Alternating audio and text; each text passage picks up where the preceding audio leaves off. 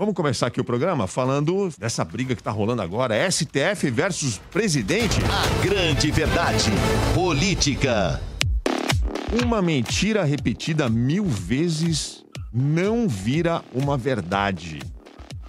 Com essa frase, nós vimos uma manifestação inédita ontem nas redes sociais do Supremo Tribunal Federal. Foi postada nas redes sociais do STF um vídeo que tinha essa frase como o principal mote da mensagem. Nós temos o vídeo aí, podemos exibir o vídeo?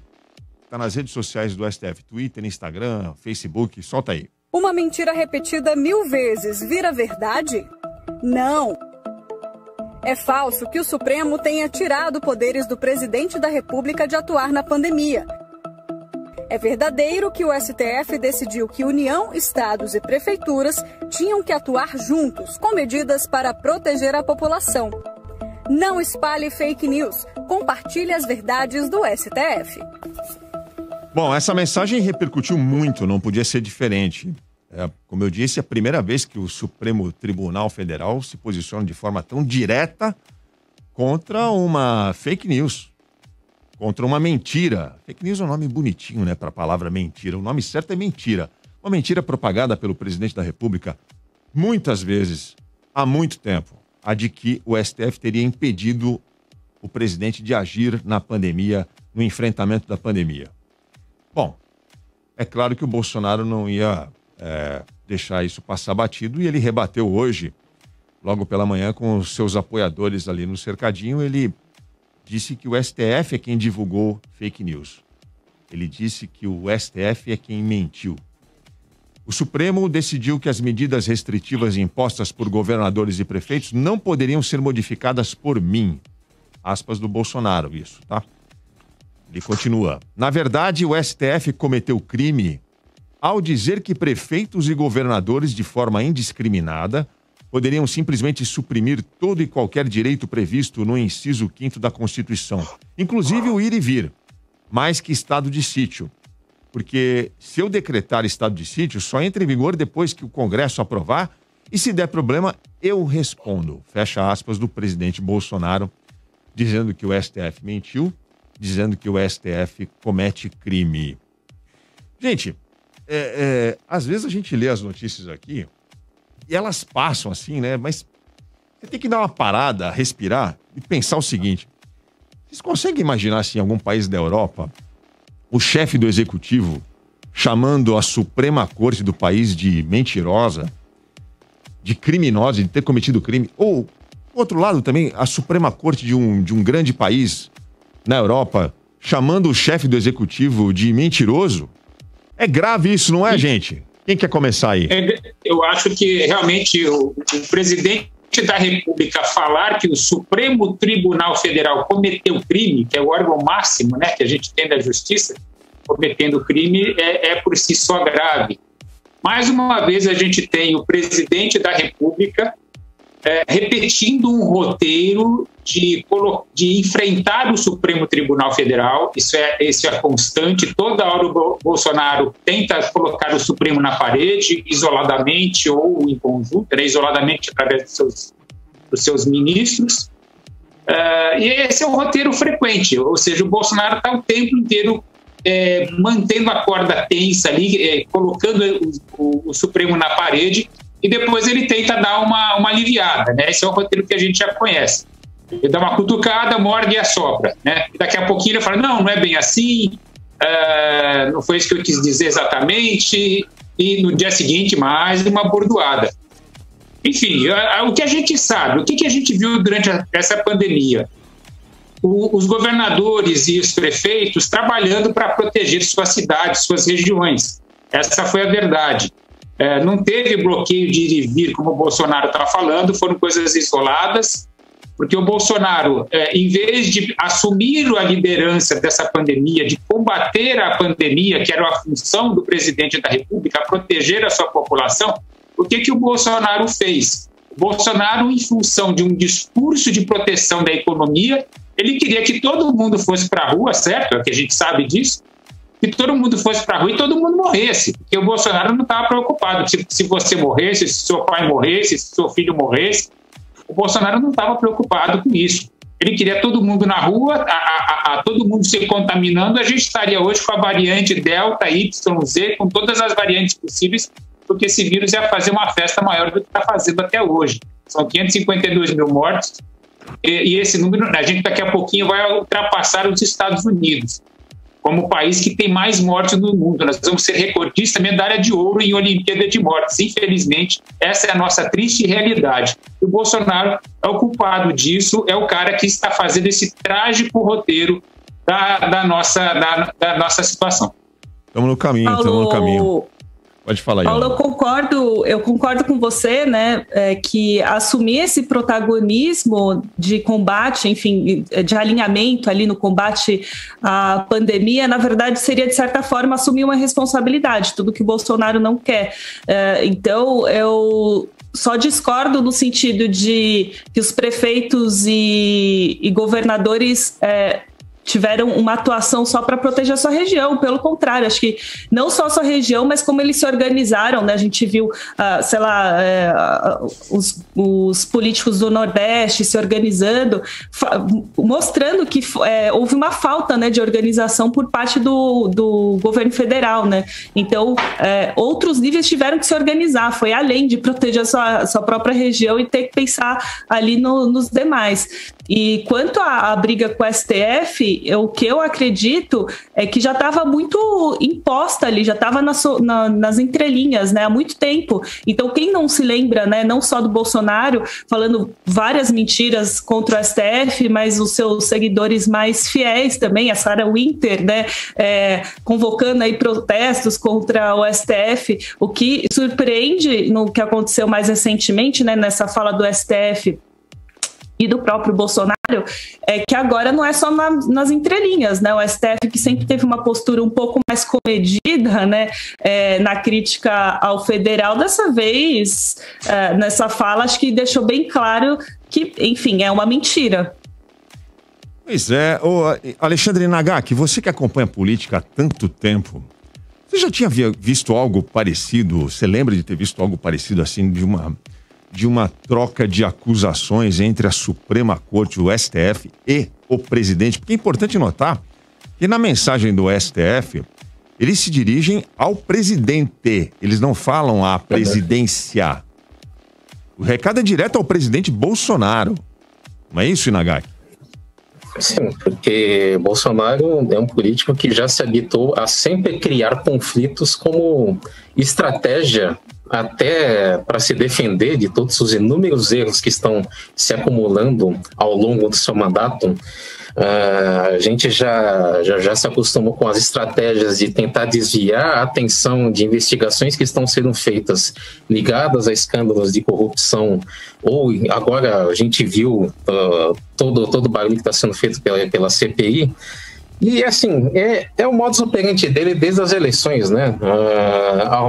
E nada que surpreenda de alguém que se elegeu espalhando fake news e, uma vez empossado, continuou governando como se estivesse fazendo campanha. Ele está fazendo uma campanha eleitoral constante desde o primeiro dia que assumiu o mandato de presidente. Então, em vez de se preocupar em governar, Bolsonaro continua criando conflitos de uma maneira constante, continua tentando testar limites aqui e acolá. Será que cola se eu de repente começar a sondar a possibilidade de decretar um estado de sítio? Será que cola isso aqui de tentar intervir mais diretamente no STF? Infelizmente, a gente vê que as instituições, se não reagem de uma maneira mais efusiva, e acho que esse vídeo que foi postado era algo que, na verdade, até demorou para ser feito, porque, lamentavelmente, a gente tem um presidente que vai puxando os limites para ver até onde pode ir nessa história toda de provocar uma ou outra instituição. Então, era mais do que natural que houvesse, em algum instante, em algum momento, uma resposta dessas.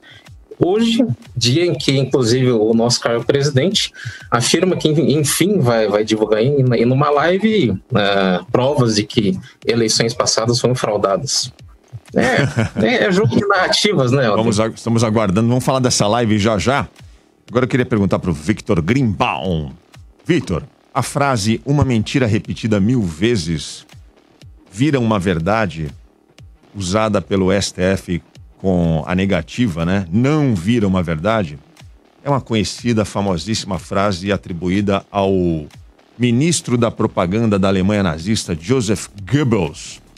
O STF escolher essa frase para incluí-la na mensagem dada, no recado dado diretamente ao presidente Bolsonaro, na semana em que o Bolsonaro apareceu, na segunda-feira, e veiculou uma foto dele com a deputada neonazista, né?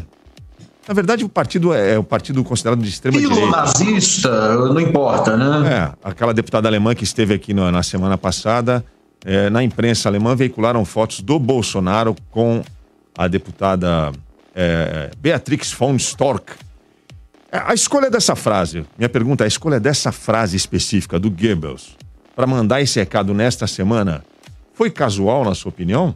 Bom, trata-se de uma frase muito famosa, todo mundo conhece essa citação, todo mundo atribui ela ao Goebbels, embora muitos historiadores digam que de fato ela não seja do Goebbels, que a autoria verdadeira seria do equivalente, né, do colega dele soviético, que tem um nome absolutamente impronunciável que eu não consigo decorar, e Vyacheslav Strogonovsky, então não vou dizer aqui, mas enfim. Também isso não, ao fim e ao cabo, isso não importa de quem é a frase, porque tanto qualquer regime autoritário ou totalitário gosta de aplicar esse tipo de coisa, repetir mentiras até elas se tornarem verdades. O resultado disso é o que hoje a gente chama de narrativa. E narrativa virou uma espécie de bordão na boca justamente dos bolsonaristas. É muito engraçado você ver as manifestações dos bolsonaristas. Bom, eu tô falando do bolsonarista comum, né? Isso é narrativa, tudo é narrativa. Você comprou uma narrativa, você está fazendo narrativa. E fala sobre narrativa sem ter a menor ideia do que isso verdadeiramente seja. Narrativa é a pós-verdade, justamente isso. É a mentira que já foi repetida 1000 vezes e foi comprada coletivamente até o ponto de se transformar em verdade. Essa história que você citou da suposta responsabilidade do STF em tirar da presidência, tirar do Bolsonaro a responsabilidade sobre a condução da pandemia e transferi-la para estados e municípios é mais pura narrativa, exatamente, porque não é verdade. Isso simplesmente não é verdade. Agora, narrativa por narrativa, todos fazem narrativas, mas se você estar no poder, você ter esse tipo de alcance, facilita muito a construção de narrativas. Quando E os neonazistas, Vitor? Como é que você viu essa visita? Já estava esquecendo de chegar nos nossos amigos neonazistas. Como é que você viu essa visita que aconteceu na semana passada? Muito estranha, porque ela caiu de paraquedas, né? Foi uma coisa, de repente ela apareceu abraçada com um, abraçada com o outro, e já estava abraçada com o próprio Bolsonaro, uma mulher sem nenhuma relevância em qualquer cenário político, até mesmo no próprio cenário político alemão, porque é uma marginal. É uma marginal, ela pertence a um partido que só não foi banido ainda da política alemã, de fato, porque justamente soube acochambrar as suas tendências ultra autoritárias, discriminatórias, neonazistas, com alguns discursos que tapam a realidade para os trouxas, como, por exemplo, o que é adotado pela própria deputada Beatrix, de fazer alguns elogios à política de Israel, de fazer algumas correlações que podem dizer que ela pode usar isso como crachá. Tipo, não, como é que eu sou neonazista se eu elogio o Estado de Israel? E tem gente que cai nessa. Principalmente aqui no Brasil, muita gente dentro da própria comunidade judaica está caindo nessa. Eu não vi ninguém questionando essa agenda, né? O que essa deputada veio fazer aqui? Para quê? Com qual objetivo? No meio de uma pandemia, o que ela veio a passeio, ela veio conhecer o país? Eu vi, sim. Eu só não estou recordada em qual jornal que eu vi, mas eu li uma análise que ia no sentido de para ela foi importante essa visita no sentido de mostrar ali internamente na Alemanha que ela tem sim um apoio internacional, mesmo que seja um apoio aí meio canhoto, meio estranho, porque o Brasil já está numa crise de imagem há algum tempo, né, lá fora. Mas para ela, né, diante de eleição e tudo mais, é importante internamente mostrar que tem algum apoio internacional, mesmo com essas ideias radicais que ela defende lá dentro. Agora, pro nosso lado, né, pro lado do Brasil, aí ficou meio indefinido, né? O que a gente ganha, o que o Bolsonaro ganha com essa visita. Ajudou bastante na imagem dele. Para ela, realmente tem esse lado, embora ela também já tenha sido recebida internacionalmente por outros grandes players da política internacional, como o pessoal da Rússia, pessoal da Síria, né? Só gente boa, muito democrática, né? Tá num nível ali maravilhoso. Agora, para o Bolsonaro, talvez, isso é uma elucubração minha aqui. Bolsonaro, a gente não pode esquecer que o Bolsonaro não tem partido há algum tempo. Há mais de um ano, com certeza, mais de 2 anos, eu acho, que o Bolsonaro está sem partido. Ele tenta, a todo custo, fundar um partido para chamar de seu, ou se assenhorar, né, pegar um partido já existente dentre as dezenas de outros partidos que tem aqui, para reinar ali dentro, e ele não consegue. Para ele também é muito interessante criar uma espécie de internacional autoritária, ou de se colocar dentro de uma internacional autoritária que já existe, e na verdade a gente sabe que existe, inclui os elementos mais radicais do Partido Republicano, que estavam no poder até outro dia com Trump, e pessoal da Polônia, pessoal da Hungria, né? Também só gente finíssima. E ele se inserir nesse contexto o torna muito mais capacitado para, de repente, criar na cabeça dele um movimento de massas que consiga naturalmente, organicamente, se transformar em um partido formal. Eu acho que o objetivo é esse. Posso estar enganado, mas... Olha só, voltando a falar acho que do tema principal, mentira. Estamos falando sobre mentiras. Um relatório da instituição Artigo 19, que é uma ONG com escritórios em 9 países, listou quantas declarações falsas o presidente Bolsonaro deu em 2020. Se deram ao trabalho de fazer essa conta. Foram 1.682 vezes, dá uma média de 4 vezes por dia, 4 mentiras por dia. No relatório global de expressão 2021, o Brasil atingiu sua nota mais baixa no nível que mede a liberdade de expressão em 161 países. Eu queria saber dos amigos qual é a sensação de vocês em relação a esses dados, e começar pelo Inagaki. Inagaki, político que não mente. Política e mentira é um casamento que existe há muito tempo, né? Mas o político que não mente, ele ganha a eleição? Olha, pode até ganhar, só que vai ser mais complicado. A gente já sabe, né? Quando você está dentro de um período de campanha eleitoral, um monte de promessas mirabolantes que são feitas. Só que nessa história toda também da gente associar política à mentira, há o lado perigoso, que é o da generalização, que fez com que o Bolsonaro acabasse se elegendo, né? O cara afirmando ser o cara da antipolítica, que faria tudo diferente.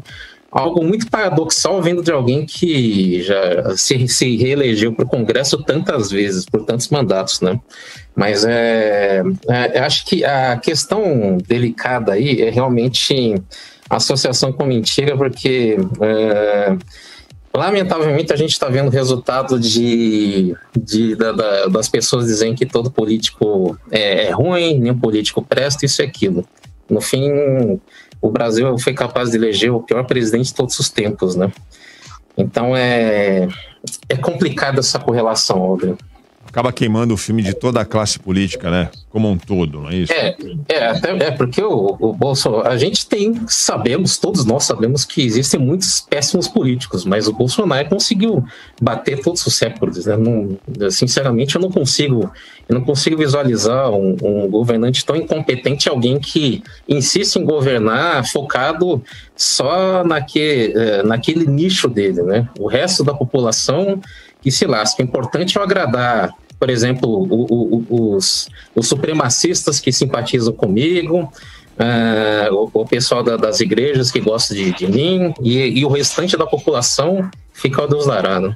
Preciso repetir uma frase aqui, porque a galera, a rede bolsonarista que insiste em acompanhar o programa, adora e fica irritada. É mentira que o STF, que o Supremo Tribunal Federal, tirou poderes do presidente da República no enfrentamento à pandemia. É mentira que o STF tirou poderes do presidente da República no enfrentamento da pandemia. O problema é que quando você repete isso, você está derrubando um pilar essencial na construção do pensamento bolsonarista. Porque todo esse caos que está acontecendo, ele vê o bolsonarista, o gado, vamos falar o bom português, o gado bolsonarista, aquele cara típico que passa o dia inteiro na rede repetindo mito, mito, mito e xingando todo mundo que pensa o contrário, ele precisa de uma construção mental na qual ele vai morar. A história do neurótico que constrói castelos no ar. Eles constroem um castelo no ar e vão morar dentro dele. E um dos pilares desse castelo está justamente nesse daí. Qualquer problema que esteja à vista do gado bolsonarista relativo à pandemia, ele vai responder na hora, mas o STF tirou o poder do Bolsonaro. Só está acontecendo por culpa do STF. A partir do momento que você prova e comprova que isso não tem o menor sentido, ele fica perdido, ele começa a gritar. A grande verdade.